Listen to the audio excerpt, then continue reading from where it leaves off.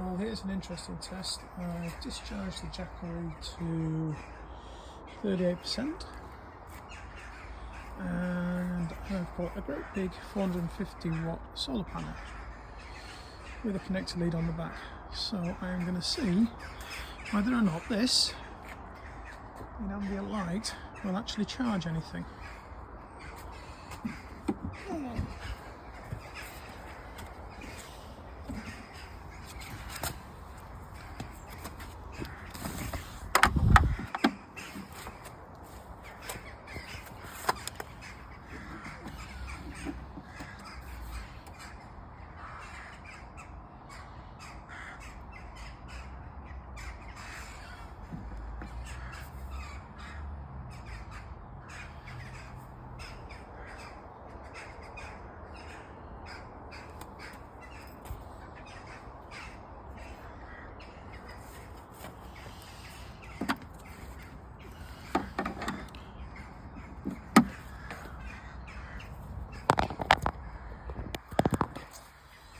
Helps if I get the right connector. Let's have a look.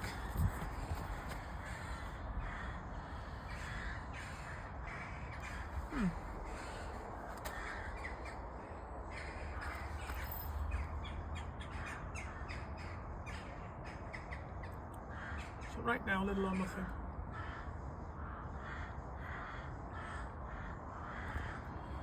Let's see what it's like in a couple of hours.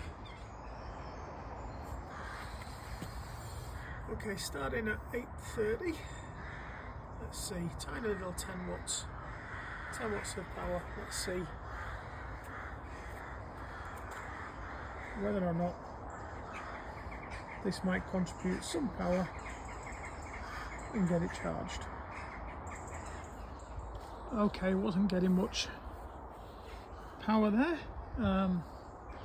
Sun's over there, panel was there. It's pulling about 25 watts.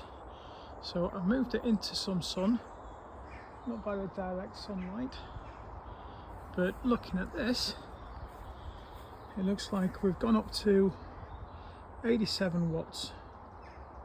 So it was saying 25 hours to charge, now it's on 9 hours to charge. So that's a decent sort of power.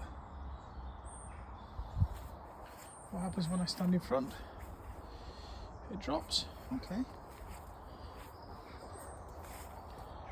Yeah. 70-80 watts. So I tried this earlier in the year with a 120 watt solar panel, and it worked. There was no speedy charging. So I thought I'd spend the £75 to get one of these 450 watt solar panels from City Plumbing Supplies, which is a bargain, just to test out whether or not that would charge my Explorer V1000 V2 any better, and see what it's doing. So it's currently at 65%.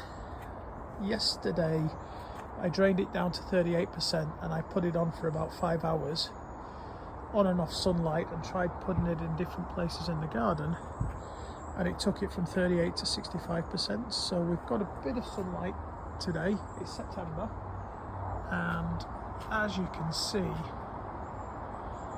it's not really a great place for solar power, but hopefully a bit of sunlight. Let's see if we can get from 65 up to say 80 over the next 2, 3, 4, 5 hours and see what it does. Just really seeing if there is a cheap way to power the Jackery, charge the Jackery up, if I ever do need to do without any, with the power cuts that we have all the time. And just to add, right now, with just ambient light, it's charging at 30 watts, which is almost nothing. We're saying that 17 hours to charge it up at 30 watts. In the direct sunlight, again it's autumn sunlight, yesterday we were getting about 250 watts from that panel, and in the main, once we got a bit of light, it was about at least 100 watts, maybe 200 watts. So it's a bifacial panel, supposedly works off ambient light rather than direct sunlight. So let's just see what we get, see what happens. I can record bits on through the app that's telling me how it's charging, so I can keep an eye on that and see what the weather's like, see what the sunshine's like. So finally some sunshine on the panel. We'll probably get about an hour of sunshine here, and it is giving us 172 watts. That's not bad. Fully charged in 2 hours. Let's see how that goes. I think that'll be good. Yep, 250 watts going into it right now. Or 200 plus. 250 watts, an hour to charge, bright sunshine. Should be unfettered. And once that's charged, let's have a play with this. Brilliant. Okay, that was the Jackery test, kind of successful.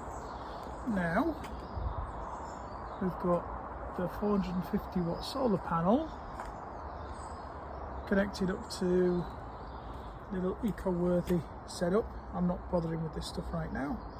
And that is charging this cheap Datto Boss 12 volt lithium iron phosphate battery.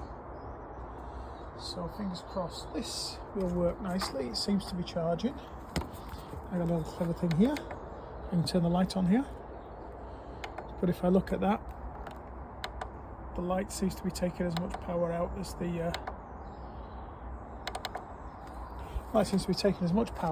the charging's going in. So